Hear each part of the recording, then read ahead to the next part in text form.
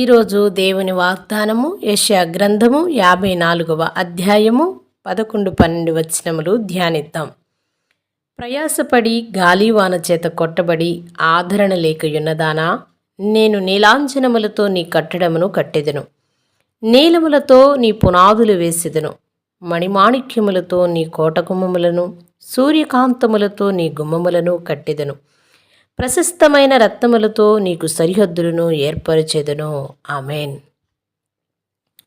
మరి యెరూషలేము యొక్క వైభవాన్ని గురించి దేవాది దేవుడు మొదటిగానే వాగ్దానము చేస్తూ ఉన్నాడు. నీవు ఆదరణ లేకుండా ఉంటే నేను ఆదరిస్తాను అంటున్నాడు. నీ యొక్క కట్టడములను నీలాంజనములతో నేను కడతాను, నీ పునాదులను నేను వేస్తాను నీలములతో అంటూ ఉన్నాడు.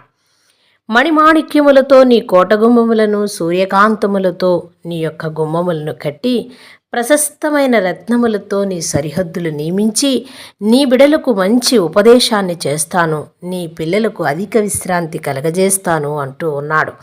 మరి నువ్వు భయపడవద్దు, నిన్ను బాధించేవారు ఎవరైనా ఉంటే వారిని దూరపరుస్తాను అని కూడా చెప్తూ ఉన్నాడు. ప్రియ సహోదరుడా, సహోదరి, దేవుని యొక్క వాగ్దానాన్ని నీవు నేను విని దాన్ని ధ్యానించి దాని హృదయంలో భద్రపరుచుకొని ఉన్నట్లయితే మనము ఆదరణ లేని వారిగా బాధపడము, మనము ఏమీ లేని వారిగా చింతించము, మనకు జ్ఞానము లేదేమో, దేవుడు మనల్ని ఇలా వదిలేశాడేమో అనుకోము. ఎందుకంటే దేవాది దేవుడు చేస్తున్న వాగ్దానాన్ని నేను జ్ఞాపకం ఉంచుకున్నట్టయితే ఆయన ఏమైతే చేస్తాను అంటూ ఉన్నాడో ఆ ప్రకారమే మన జీవితాన్ని కూడా కడతాడు. మరి ఆయన చెప్తున్న మాటలు ఏమిటంటే, నీ పిల్లలకు నేను ఉపదేశం చేస్తా, నీ పిల్లలకు అధిక విశ్రాంతి కూడా కలిగిస్తాను, నీవు నీతి గల దానివై స్థాపించబడతావు అని అంటూ ఉన్నాడు. ఈరోజు నీ యొక్క జీవితాన్ని, నా యొక్క జీవితాన్ని కట్టడానికి దేవుడు ఎదురు చూస్తూ ఉన్నాడు. ఆయన్ని వెంబడించేవారిగా మనం ఉండాలి. ఆయన మన దేవుడిగా మనము అంగీకరించేవారిగా ఉండాలి.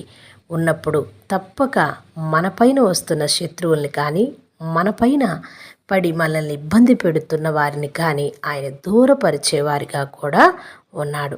ప్రియ సహోదరుడా, సహోదరి, ప్రయాసపడి గాలివాన చేత నీవు ఆదరణ లేకుండా కొట్టబడి ఉంటే ఈ వాగ్దానాన్ని ధ్యానించి ఈ వాక్యము ద్వారా నీ జీవితాన్ని మరి దేవునికి సమర్పించుకొని ఆయన యొక్క ఆదరణ వాక్యాన్ని పొందుకోవాలని ప్రార్థిద్దాం. చిన్న ప్రార్థన చేసుకుందాం.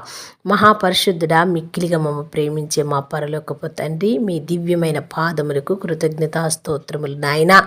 ఈ దినము ఎవరైతే అయ్యా నాకు ఆదరణ లేదు, నేను ఏంటి, నా పరిస్థితి ఏమిటని దిగులు చెందుతూ ఉన్నారో వారందరికీ నీ ఆదరింపబడే వాక్యాన్ని ధ్యానించే శక్తిని, జ్ఞానమును, బుద్ధిని, వివేచనని ఇచ్చి అయా మా బిడ్డలకు తెలివి లేదు, జ్ఞానం లేదు, ఎలా జీవిస్తారని చింతిస్తున్న వారికి కూడా నీ పిల్లలకు నేను ఉపదేశాన్ని చేస్తాను, నీ పిల్లలు అధిక విశ్రాంతి కలిగి ఉంటారు అన్న మాటను జ్ఞాపకము చేసి ప్రభువా మమ్మల్ని స్థిరపరిచి బలపరిచి మమ్మల్ని భయపెట్టే వారి నుంచి మమ్మల్ని కాపాడి రక్షించమని, మరి వారిని దూరపరచమని, నీ నామానికి మహిమ తెచ్చే బిడ్డలుగా మమ్మల్ని ఆశీర్వదించి దీవించి మేలు చేసి మహిమ పొందమని యేసు నామమున ప్రార్థిస్తున్నాం మా పరలోకపు తండ్రి.